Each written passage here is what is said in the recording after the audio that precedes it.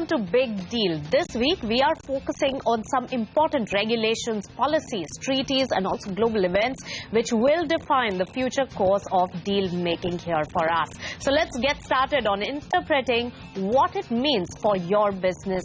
On our radar this week, what are the implications of Brexit on deals between India and the UK?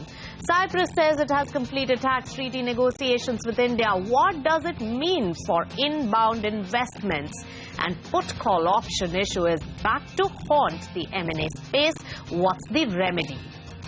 First to the big global event. Brexit has rocked the world and there is still little understanding on what will be its implications, especially for Indian businesses in the United Kingdom and vice versa. Now, CNBC TV18 learns that two deals see a straight impact. Vodafone, remember, that is preparing for an India IPO and we gather that it will be put on the fast track now. Also, when it comes to Tata Steel's UK asset sale plans, that could slow down is what we are gathering. So these are on top of my mind at this moment. But let's take it straight to London then to understand more implications of Brexit on the deal street. We have with us a legal expert, Peter King, joining us straight from London. Peter, so good to have you on the show. First to the very basic and the biggest question. Will Brexit still be a reality? Because a lot of people have shown doubt and concerns about it. Yes, I mean, that has been a theme in the newspapers over the past week or so. Our view is that it's very, very unlikely that Parliament will ignore the will of the people as expressed in the referendum. And it's very likely that Brexit will happen in some form. Exactly what form it takes, of course, is something which will emerge over the next 3 to 5 years and will eventually have to be approved by Parliament and possibly even by a second referendum.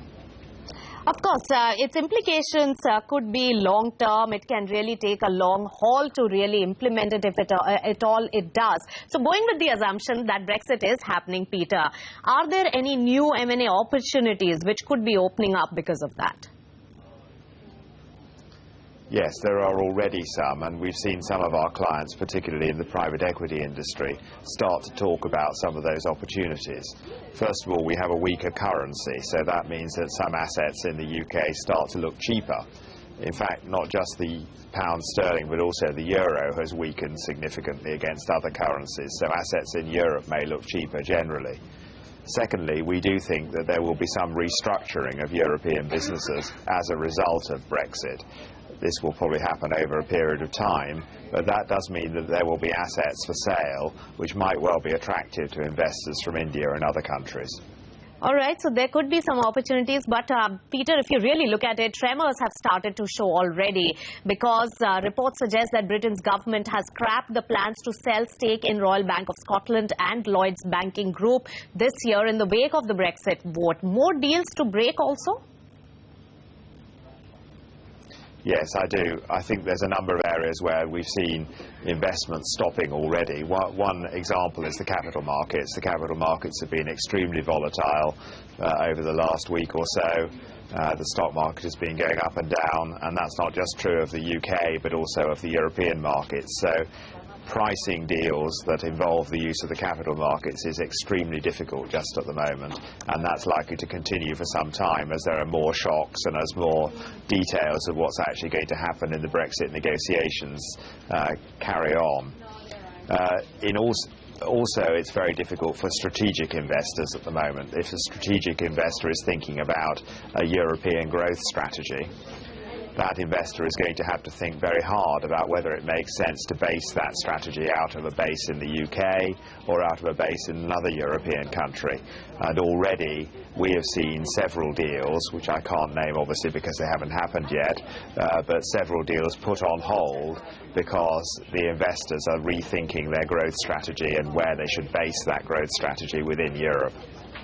All right, so we are seeing quite a few changes, but talking about specifics, do you think that some of the UK entities with their India arm will now become more active when it comes to fundraising in India, especially in the case of Vodafone, which is coming up with an Indian IPO now? It looks more open to an IPO than ever before, it seems. Yes, and I'm not surprised by that. Clearly, one of the things you do when there's uncertainty in one part of your global operations is start to look for other parts of your operations where you can operate with a degree of certainty. So the Vodafone example is a very good one. I think we may also see other multinationals starting to say Europe is a very uncertain place at the moment. Let's invest our money in other markets, particularly big growth markets like India. All right, we could be benefiting at the expense of some of the European markets, it seems, Peter. But one thing that comes to my mind is the Tata Steel situation, and that is becoming now more sensitive with this particular event happening. Yes, indeed, and the potential buyers, I think originally there were over 20 potential buyers who expressed interest in those operations. The potential buyers will obviously see increased risks of buying a number of assets in the UK. There were risks already associated with things like pensions and with the efficiency of the operations, but those risks are going to get worse because of this, and therefore a number of them will be reassessing their strategy and probably reassessing the price they're willing to pay Tata for those operations. So these were some of the specifics which came on top of my mind. But Peter, anything else that comes to your mind in terms of specific actions and specific companies having a straight impact of Brexit right now? Yeah, so the other area that particularly has been in the news this week is financial services. Many financial services companies have a very significant operation in London and use that as the base for their European operations. We expect London to remain as a very significant financial centre because of its international connections, whether it's within the EU or outside the EU.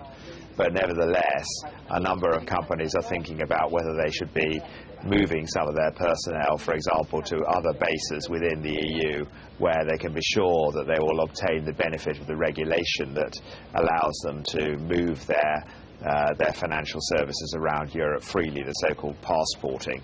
So there have been reports that some banks have already started implementing plans to move personnel to Frankfurt or Dublin, for example. All right, people movement is another casualty that can really happen. Finally, any key concerns when it comes to deal making that comes to the fore right now, Peter, for you? Well, I think it's just a lot more risky, the environment generally, and that provides opportunities for those investors who are willing to take those risks and price them into the deal.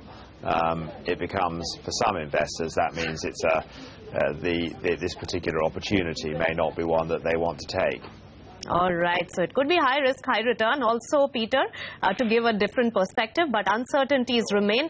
Thank you so much for joining us with all that perspective on what can really change between UK and India when it comes to deal making because of Brexit. So that was Peter King for you. It's time to slip into a short breather on Big Deal, but on the other side, we'll find out what the India-Cyprus tax treaty means for the future deal. Stay tuned.